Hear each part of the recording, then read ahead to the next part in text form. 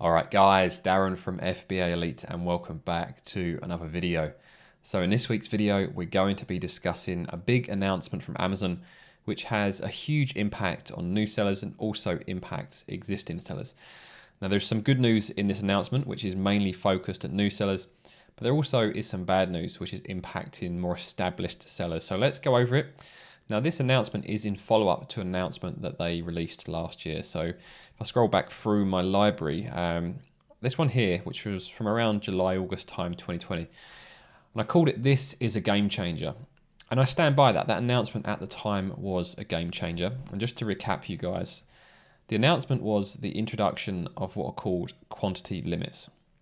So before these changes were implemented, the amount of inventory that you could send into the Amazon fulfillment centers was only restricted by your overall IPI, which is your inventory performance index.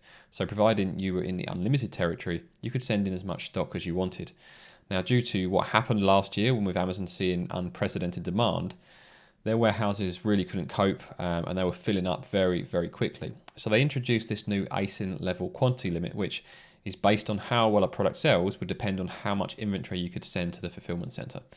Now, what also happened for brand new products, they set that limit at 200 units.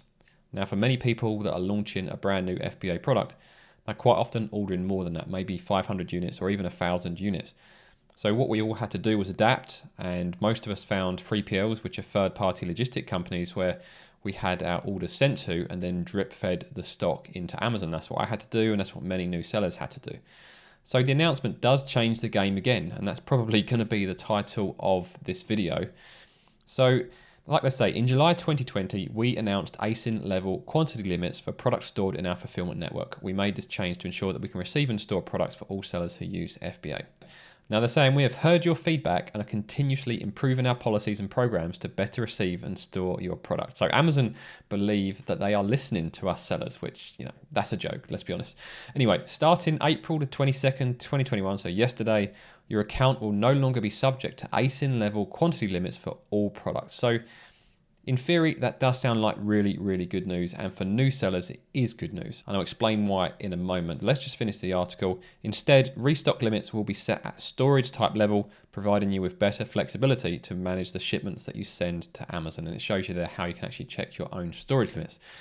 Now, you can tell by the rather mixed thumb up and thumb down rate that this is going to be very seller specific, whether this is good news for you or not. Now, I would say for probably 9 out of 10 sellers, or should I say 9 out of 10 new sellers, this is good news. For existing sellers with established listings, it's a bit trickier and it's not as clear cut as that. And some of you guys I know also follow Jansen Smith, who started FBA around the same sort of time as I did. We've done a couple of collabs and stuff, and he released a video this morning. I'm not sure what time he was up this morning to have this video out by now, but he's one of the existing sellers who's doing really well, who is facing issues because it has put him over certain thresholds. So I'd certainly recommend checking out Jansen's video, as it's worth a watch. Now, one thing I wanted to do was see how this impacted new sellers. So I contacted some of the people that I mentor on FBA Elite and asked them to send me a screenshot of what's happened in their account. So before I get to that though, I'll just show you my own account to show you how this has impacted me. So at the moment, I am above the 500 IPL threshold. So in theory, I can have unlimited inventory at Amazon. However, I would have faced ASIN level restrictions. So despite the fact I can send as much stock as I want, it was restricted on a per product basis. However, that is no longer the case. So instead of having ASIN level restrictions, I now have basically an overall inventory level restriction, despite the fact I have unlimited storage. So if anyone wants to check this in their own account, just log into Seller Central. Now, Seller Central has been updated recently with this brand new menu at the top. But if you click on the hamburger menu in the top left corner and go to inventory and go to inventory planning, that will bring you through to the dashboard here. But just click through to the performance tab. This is what you want to see. Now, when you scroll down, you'll see your IPI. And as I'm above the 500 threshold at the moment, which can change as when Amazon wants to change it.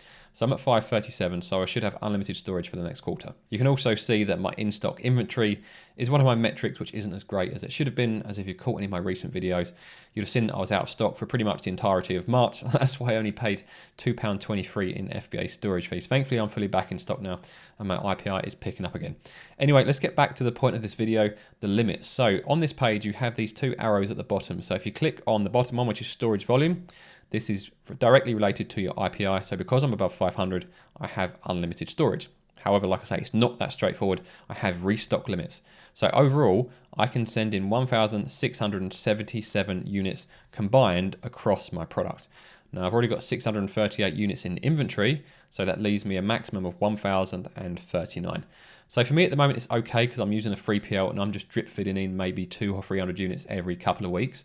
However, if you were planning on sending in big shipments, this could be a problem. Or if you've got really big successful products and maybe doing a few thousand units per month, this can certainly cause issues, and that's one of the issues that Jansen is facing, and that's why I wanted to bring it up in this video. So for some existing sellers that are doing well on Amazon, this is a potential problem, and they may have to be very careful about how they drip feed their stock into Amazon to get around this.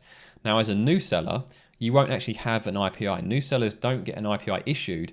I think it's until 16 weeks after your first product arrives at the Amazon fulfillment center. So effectively, all new sellers will have unlimited storage anyway when they first start out. However, instead of facing a 200 unit ASIN-level restriction, which is what you have faced for the past 6 months or so, this is from Scott, who is someone I mentor and has just launched his first product on Amazon, I think 2 days ago, and has already made his first sale. He sent me this screenshot this morning. So he is a brand new seller. He's only had stock and inventory in the Amazon fulfillment centers for a couple of days. You can see here he's got unlimited storage because he doesn't have an IPI. He's got 184 units in stock, hopefully less by the time he sees this video. But you can see he can have up to 1,000 units. So if you are a new seller, you should be able to launch a new product on Amazon and be able to send in up to 1,000 units for your first shipment. So that's really, really good news for new sellers, despite the fact it will make things more difficult for existing sellers and also new sellers that go on to become successful sellers with a much wider portfolio and a lot more inventory to manage. So that is the big news announcement that I wanted to fill you guys in on. If you do want to keep up to date with all things Amazon, make sure you go to FBAelite.com, sign up. It is completely free. And we've got forums covering all areas of Amazon FBA and over 3,000 members as well. We've also got the exclusive resource section, which contains some really great exclusive Amazon FBA discounts, including a discount on the course for Jansen actually. So if you're not subscribed to Jansen's channel, check him out. Check out his video as well to see how it's impacting an existing successful FBA seller. And if you did find this video useful, I'd really appreciate it if you scroll down, hit that like button. If you want to see more from me, subscribe to the channel. And if you want to talk to me and all the other members that I just mentioned, sign up to FBAelite.com, and I'll see you guys on the forums.